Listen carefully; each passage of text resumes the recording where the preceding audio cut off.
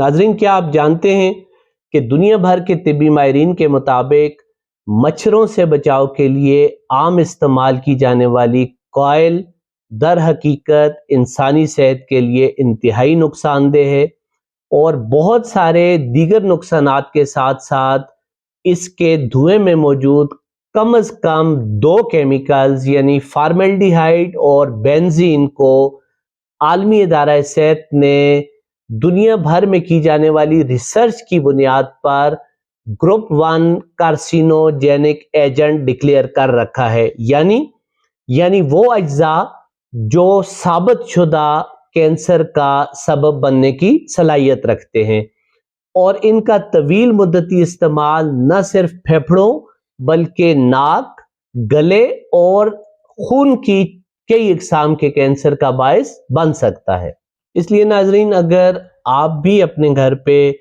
مچھر مار کوئل کا استعمال کرتے ہیں تو بہتر ہے کہ ایسا کرنا فوری طور پر بند کر دیجئے۔ اور ناظرین، یہ بھی جان لیجئے کہ ویسے تو الیکٹرک میٹ کا استعمال یا لیکوڈ ویپرائزر کا استعمال بھی انسانی صحت کے لیے مکمل طور پر محفوظ نہیں ہے، تاہم ماہرین کے مطابق یہ دونوں طریقے کوئل کے مقابلے میں پھر بھی کہیں کم نقصان دہ ہیں، بالخصوص اس لیے کیونکہ ان دونوں طریقوں کے استعمال سے دنیا بھر میں کسی قسم کے کینسر کے ساتھ کوئی تعلق ثابت نہیں ہو سکا۔